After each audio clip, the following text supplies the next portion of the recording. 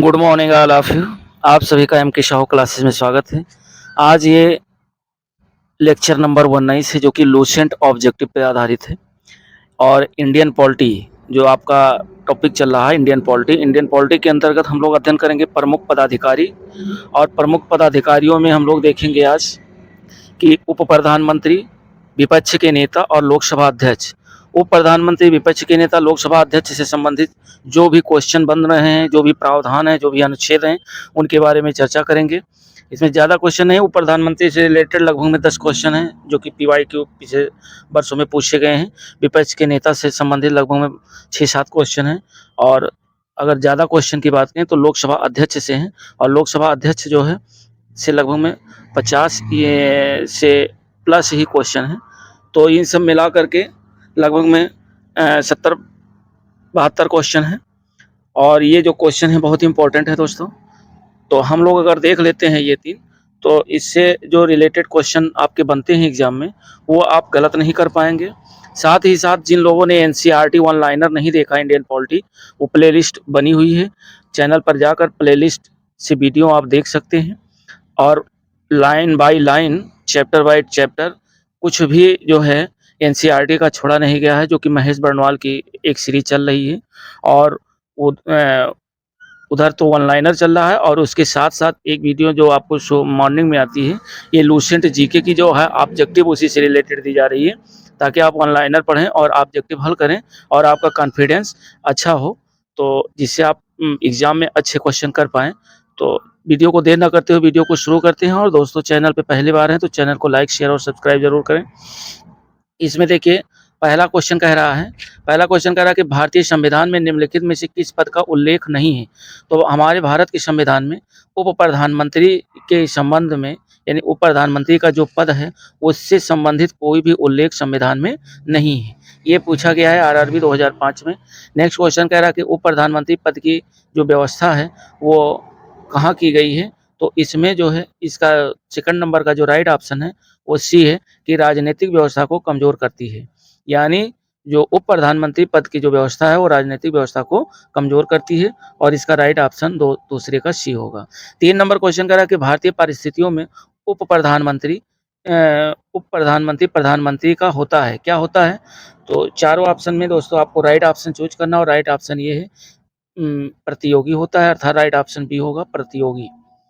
और next question हम लोग देखते हैं 4 नंबर कह रहा है कि भारत के उप प्रधानमंत्री कौन थे।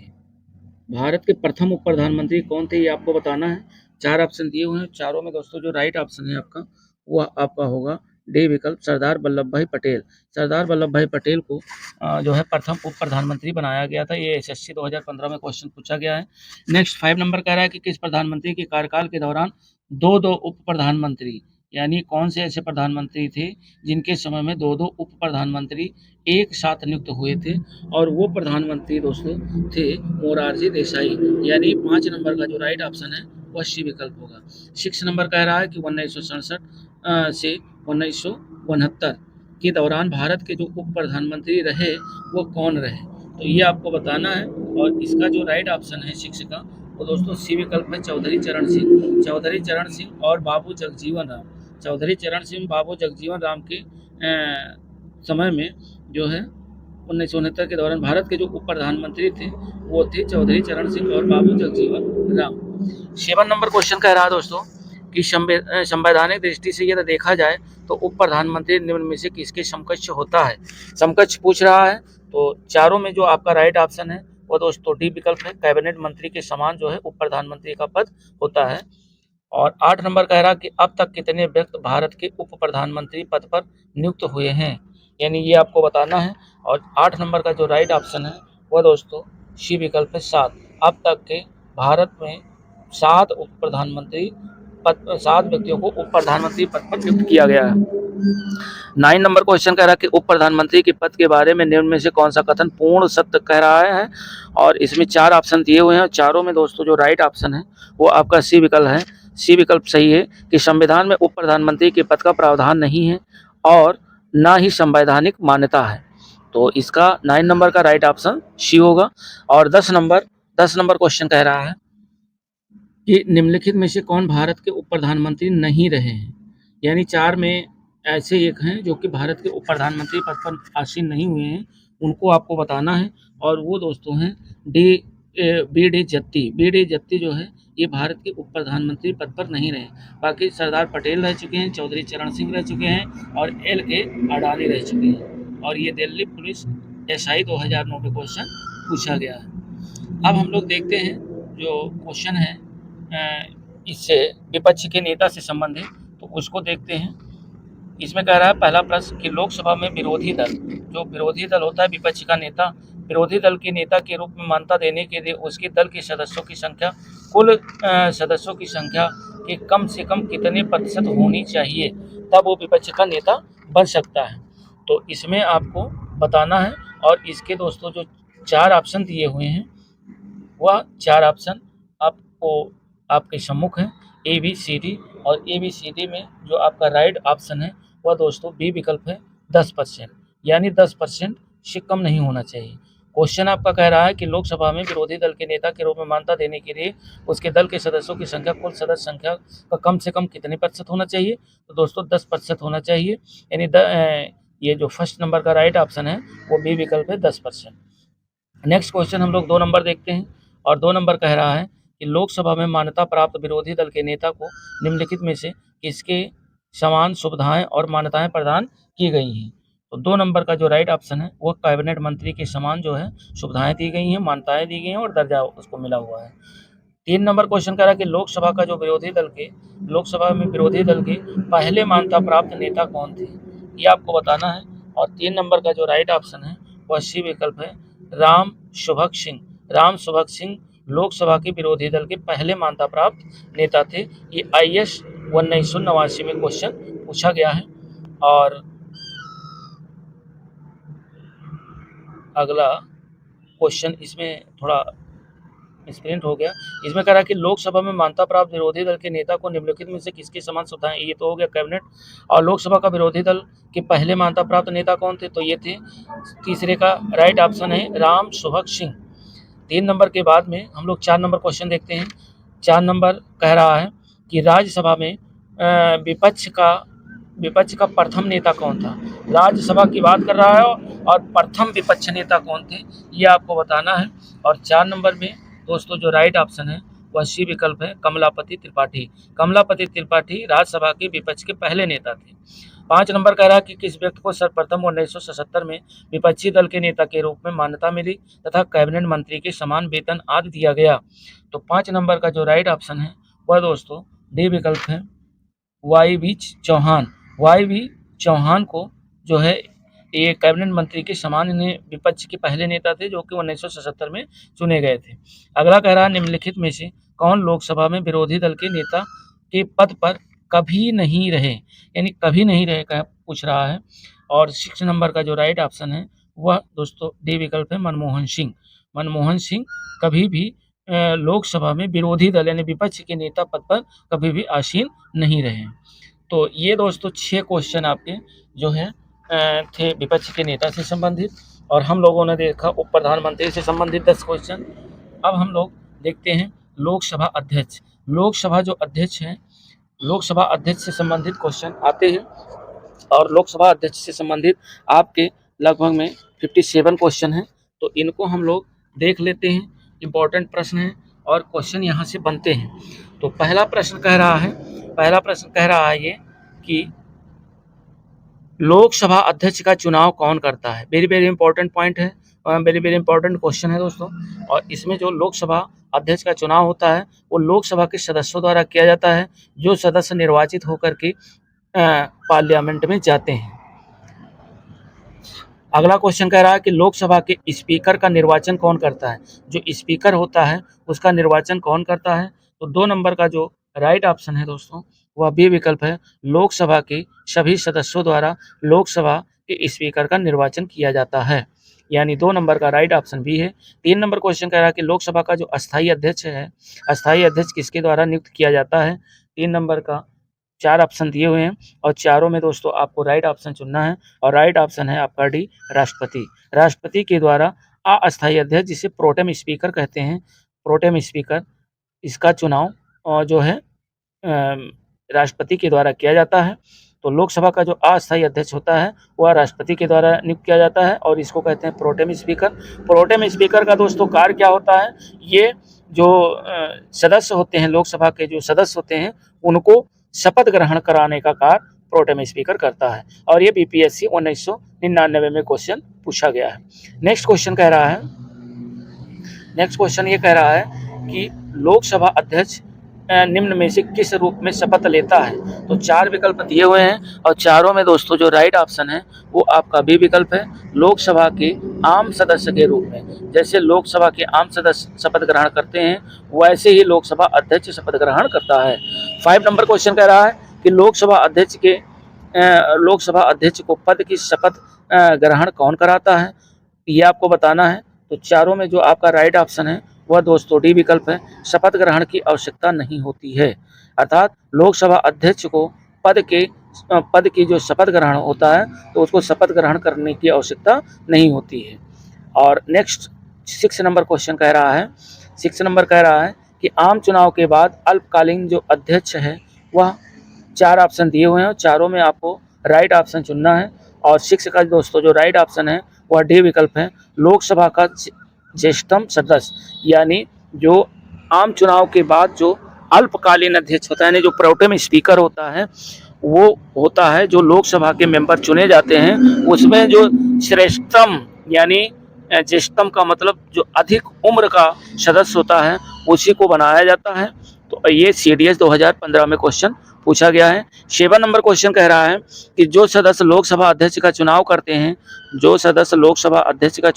हैं वह कौन होते हैं। 7 नंबर का जो राइट ऑप्शन है वह आपको बताना है और इसका राइट ऑप्शन दोस्तों डी विकल्प है, लोकसभा के वो सदस्य लोकसभा के मेंबर होते हैं।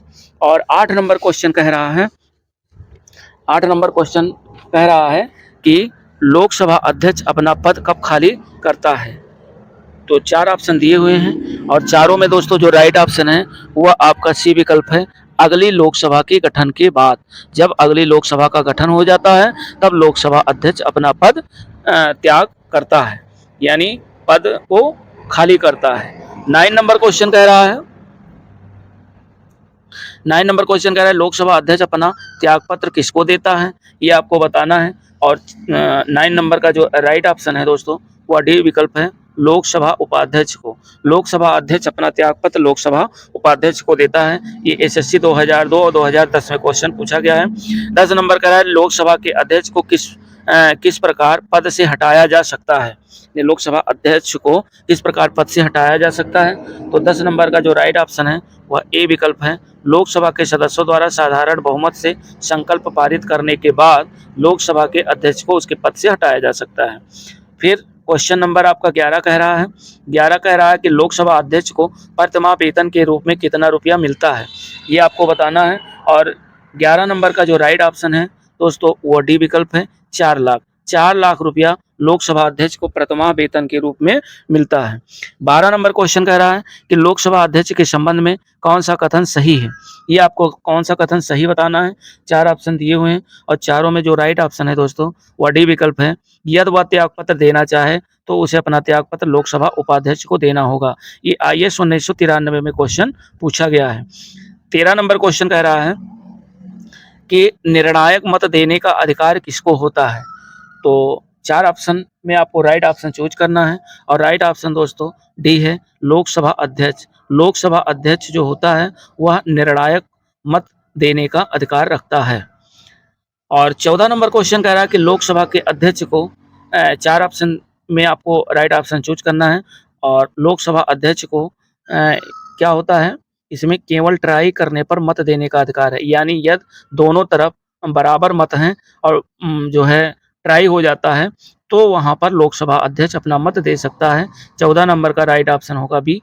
15 नंबर क्वेश्चन कह रहा है कि लोकसभा का अध्यक्ष किसको संबोधित लेख द्वारा अपना पद त्याग सकेगा, यानी किसको संबोधित करके अपना त्यागपत्र देता है। तो 15 नंबर का जो राइट ऑप्शन है वह दोस्तों डी विकल्प है लोकसभा उपाध्यक्ष को। लोकसभा उपाध्यक्ष को संबोधित करके लोकसभा अध्यक्ष अपना त्यागपत्र देगा। ये एनडीए 2016 में क्वेश्चन पूछा गया है। 16 नंबर कह रहा है कि यदि लोकसभा के अध्यक्ष एवं उपाध्यक्ष दोनों के पद रिक्त होते हैं तो सदन की बैठक की अध्यक्षता कौन करेगा, ये आपको बताना है। और 16 नंबर का जो राइट ऑप्शन है वह दोस्तों सी विकल्प है, सदन द्वारा अनुमोदित चेयरपर्सन की पैनल से प्रथम जो सदस्य चुन करके आते हैं। 17 नंबर क्वेश्चन कह रहा है कि लोकसभा सचिवालय प्रत्यक्ष पर्यवेक्षण के अधीन होता है, यानी लोकसभा जो सचिवालय है वो डायरेक्टली किसके पर्यवेक्षण में होता है, ये आपको बताना है। और 17 नंबर का जो राइट ऑप्शन है वह डी विकल्प है, लोकसभा अध्यक्ष। लोकसभा अध्यक्ष के पर्यवेक्षण के अधीन होता है। ये यूपीपीसी 2013 में क्वेश्चन पूछा गया है। 16 नंबर आपका एसएससी 2013 में पूछा गया है क्वेश्चन। 18 नंबर क्वेश्चन कह रहा है कि संसद के दोनों सदनों के बीच गतिरोध की स्थिति में संयुक्त अधिवेशन की अध्यक्षता कौन करता है। 18 नंबर का जो राइट ऑप्शन है वह दोस्तों डी विकल्प है, लोकसभा अध्यक्ष। ये भी एसएससी 2015 में पूछा गया है। 19 नंबर क्वेश्चन कह रहा है लोकसभा में किसी विधेयक को धन विधेयक के रूप में कौन प्रमाणित करता है, यानी लोकसभा में कौन सा विधेयक धन विधेयक है या नहीं है, इसको कौन प्रमाणित करता है। तो 19 नंबर का जो राइट ऑप्शन है वह दोस्तों डी विकल्प है, लोकसभा अध्यक्ष। ये एसएससी 2001 में क्वेश्चन पूछा गया है। 20 नंबर कह रहा है कि किस समिति के पदेन अध्यक्ष लोकसभा अध्यक्ष होते हैं। निम्नलिखित में से किस समिति का पदेन अध्यक्ष लोकसभा अध्यक्ष होता है, यानी लोकसभा अध्यक्ष पदेन अध्यक्ष होता है किस समिति का। तो 20 नंबर का जो राइट ऑप्शन है वह दोस्तों सी विकल्प है, नियत समिति। नियत समिति का पदेन अध्यक्ष होता है लोकसभा अध्यक्ष। अब हम लोग देखते हैं 21 नंबर क्वेश्चन। और 21 नंबर जो क्वेश्चन है वो कह रहा है कि लोकसभा में गणपूर्ति यानी कोरम जो होता है पूरा न होने की स्थिति में लोकसभा अध्यक्ष क्या कर सकता है, ये आपको बताना है। और 21 नंबर का जो राइट ऑप्शन है वह सी विकल्प है, कह रहा है कि सदन का स्थगन या सदन का निलंबन, यानी स्थगन भी और निलंबन भी ये कर सकता है। तो कह रहा है उपयुक्त में से कुछ भी नहीं, ना तो सदन का स्थगन कर सकता है और ना ही निलंबन कर सकता है। ये सिर्फ कौन कर सकता है, राष्ट्रपति कर सकता है। तो 21 नंबर का जो राइट ऑप्शन होगा वह सी विकल्प होगा।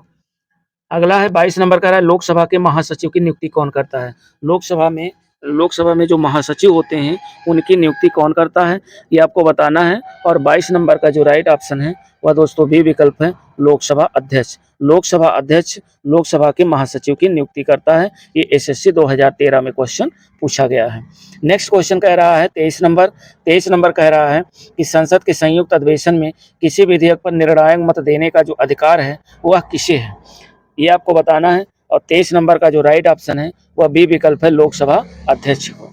24 नंबर क्वेश्चन कह रहा है कि किसका निर्णय, यानी इसका निर्णय कौन करता है कि कोई विधेयक वित्त विधेयक है अथवा नहीं है। ये आईएएस 1984 में क्वेश्चन पूछा गया है। और इसका जो राइट ऑप्शन है 24 नंबर का दोस्तों वो ए विकल्प है, लोकसभा के स्पीकर, यानी लोकसभा अध्यक्ष या स्पीकर ही कोई विधेयक वित्त विधेयक है या नहीं है उसको उस पर निर्णय ले सकता है। 25 नंबर क्वेश्चन कह रहा है कि किसी भी विधेयक को धन विधेयक होने का अंतिम निर्णय कौन देता है, तो वो अंतिम निर्णय दोस्तों लोकसभा अध्यक्ष देता है, यानी जो लोकसभा का स्पीकर होता है वही देता है। तो 25 नंबर का राइट ऑप्शन आपका बी होगा। और ये भी आरआरबी 2006 में क्वेश्चन पूछा गया है। 26 नंबर क्वेश्चन कह रहा है कि लोकसभा का सचिवालय किसके प्रत्यक्ष पर्यवेक्षण एवं नियंत्रण में कार्य करता है, तो वो दोस्तों लोकसभा अध्यक्ष के पर्यवेक्षण एवं नियंत्रण में कार्य करता है लोकसभा अध्यक्ष। तो 26 नंबर का राइट ऑप्शन ए विकल्प होगा। ये भी यूपीपीसी 1992 में क्वेश्चन पूछा गया है। 27 नंबर कह रहा है कि निम्नलिखित में से कौन लोकसभा अध्यक्ष के अधिकारों में नहीं आता है, अधिकार में नहीं आता है, ये आपको बताना है। और 27 नंबर का जो राइट ऑप्शन है वह दोस्तों सी विकल्प है, वाद विवाद एवं मतदान में भाग लेना। वाद विवाद एवं मतदान में भाग लेने का अधिकार लोकसभा अध्यक्ष को नहीं है। और नेक्स्ट क्वेश्चन आपका 28 नंबर कह रहा है कि कोई विधेयक धन विधेयक है या नहीं, इसका निर्णय कौन करता है, तो इसका निर्णय दोस्तों रिपीट किया गया क्वेश्चन, इसका निर्णय लोकसभा अध्यक्ष करता है। ये एसएससी यूपीपीसी 2013 में क्वेश्चन पूछा गया है, ध्यान रखिएगा, क्वेश्चन कई बार रिपीट होते हैं। 29 नंबर क्वेश्चन कह रहा है भारत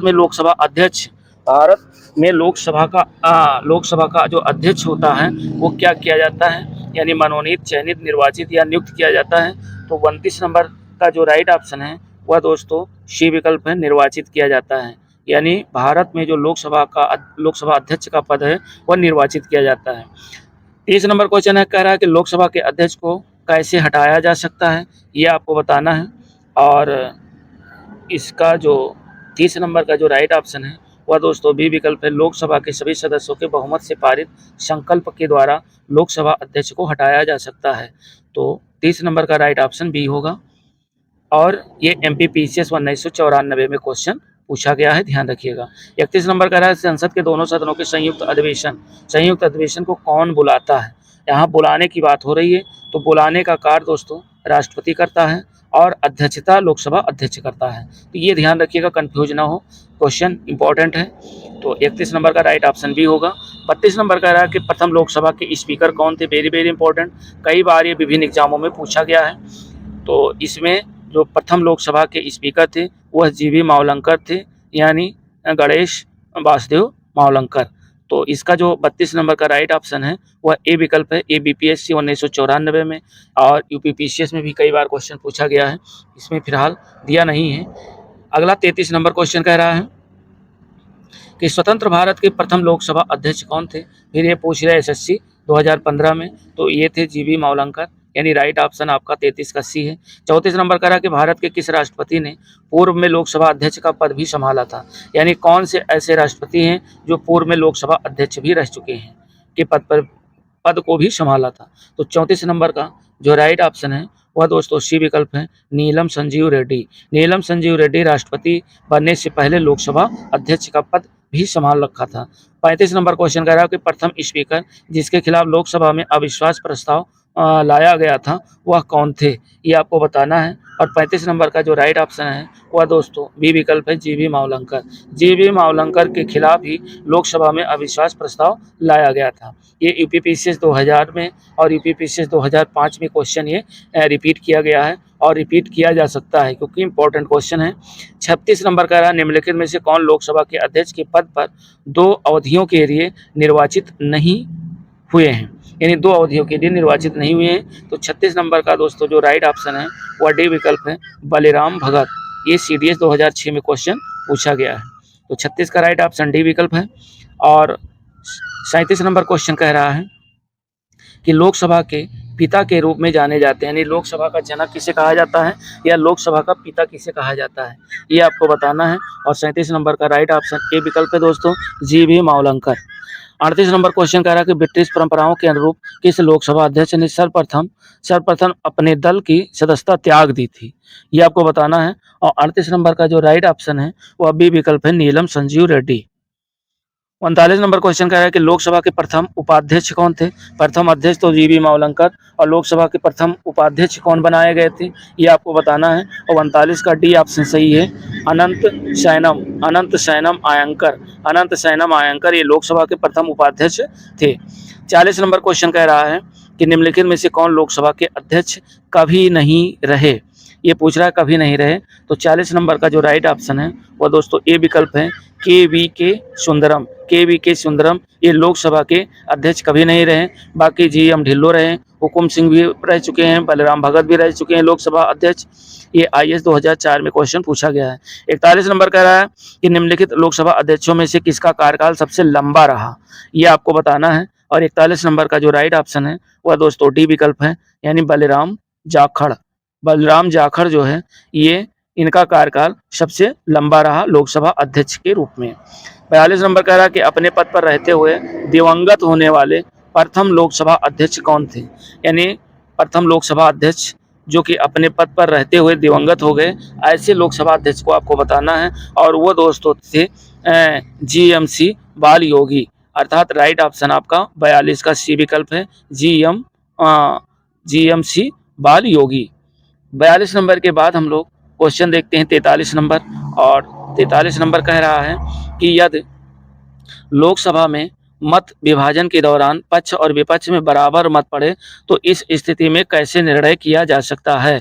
तो इसमें चारों में जो दोस्तों राइट ऑप्शन है वो आपका डी विकल्प है, जो लोकसभा अध्यक्ष होगा वह इस स्थिति में एक निर्णायक मत देगा और जिस तरफ होगा उसी तरफ जो है आपका पक्ष बन जाएगा। तो कह रहा है कि लोकसभा में मत विभाजन के दौरान पक्ष और विपक्ष में बराबर यदि मत पड़ते हैं तो ऐसी स्थिति में जो निर्णायक मत देगा वह लोकसभा अध्यक्ष दे सकता है। और नेक्स्ट क्वेश्चन आपका 44 नंबर कह रहा है, 44 नंबर कह रहा है कि लोकसभा का अध्यक्ष सदन में विधेयक या संकल्प पारित होने की प्रक्रिया के दौरान क्या मतदान करता है। तो ये आपको बताना है। 44 नंबर का राइट ऑप्शन सी है। किसी प्रश्न पर पक्ष एवं विपक्ष में समान मतों की स्थिति में निर्णायक मत लोकसभा अध्यक्ष दे सकता है। 45 नंबर क्वेश्चन कह रहा है अध्यक्ष उपाध्यक्ष की अनुपस्थिति में सदन का कार्य सुचारू रूप से चलाने के लिए अध्यक्ष द्वारा कितने सभापतियों की एक नामावली तैयार की जाती है। ये आपको बताना है। और 45 नंबर का जो राइट ऑप्शन है वह दोस्तों सी विकल्प है 6 जो है सभापतियों की एक नामावली तैयार की जाती है।